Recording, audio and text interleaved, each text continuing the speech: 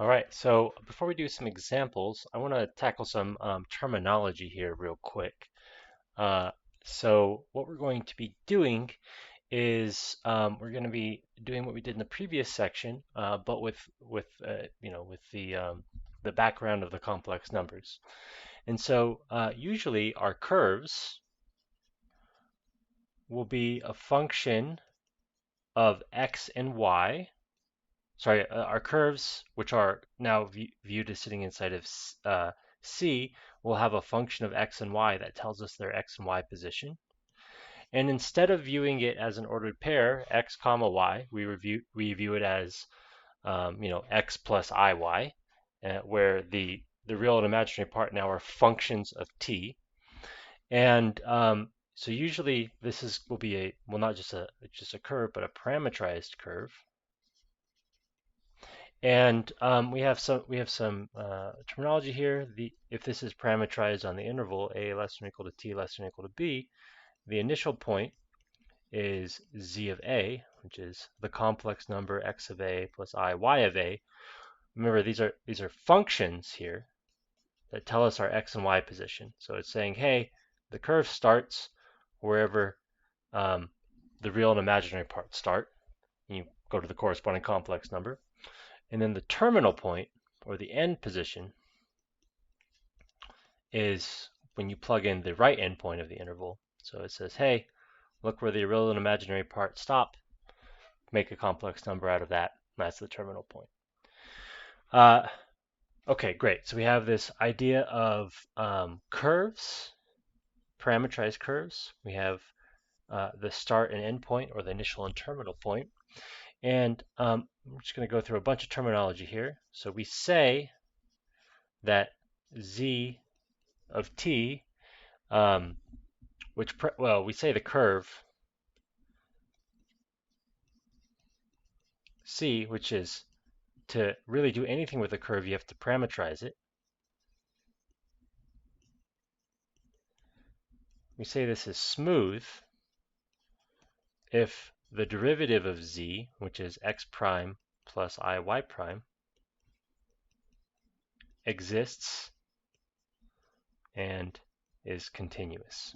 In most cases, this will be something that the functions that we're going to deal with just automatically satisfy.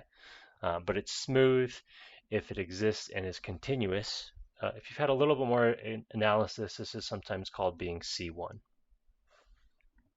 As far as this class is concerned, a smooth curve is one where the derivative always exists. We say that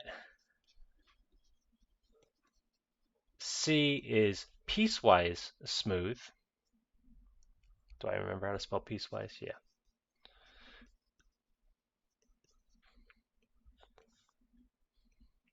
If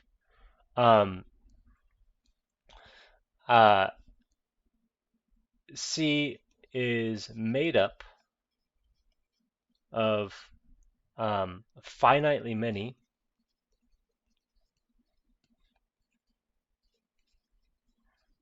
smooth curves joined at the initial / terminal points. All right, so let's compare and contrast these real quick. So in purple, that C, this guy is smooth. Another way of describing what smooth means is there's a well-defined tangent everywhere on this curve. You pick any point. I'm going to pick this point. There's a tangent line. An example of something which is piecewise smooth, maybe over here in dark blue, might be something like this. So this C is piecewise smooth. And what this means is there's a well-defined tangent except at finitely many points. So here, let me mark the points in orange because they're sort of cautious points. At these orange points, there's no well-defined tangent. And I encourage you to try to draw a tangent line to see if you can get one well-defined. And whenever you draw, tilt it a little bit and see if that's still a tangent. The answer is, of course, it's going to be. So that's an example of a piecewise smooth curve. And here, if we were to label these as like, let's see here, I'm going to label this first guy as C1, C2, C3, C4. Usually we'll write C is C1 union C2 union C3 union C4, just for emphasis, saying what pieces C is made out of. All right, just a couple more words here. So we say that C is simple if if there's a parameterization which is 1-to-1. So another way of saying this more geometrically, if C has no self-intersections.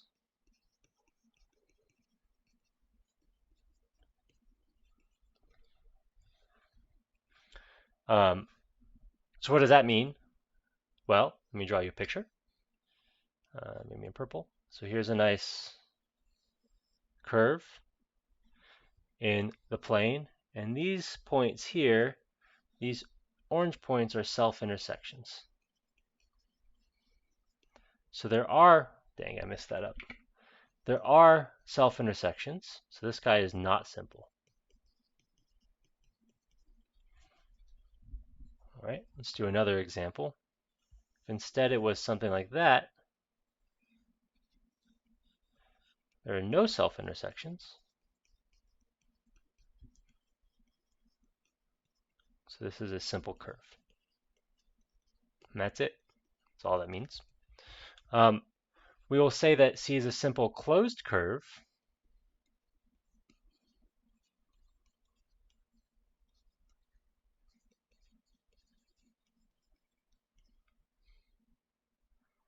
if it's simple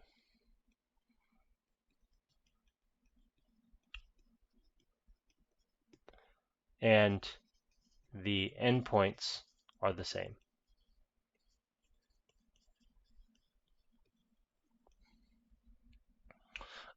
If you have a parameterization, so if Z of t parameterizes, so let's say on the interval a to b,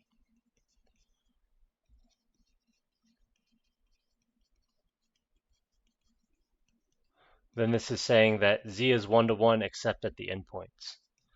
So Z of t1 is not equal to Z of t2 for t1 not equal to t2 unless t1 is A and t2 is B. So they only agree at the endpoints. Quick example. Circles, simple closed curve. What's an example of a non-simple closed curve? Let's do a figure 8. Oof. This guy has a self-intersection, but it's closed. So non-simple closed curve.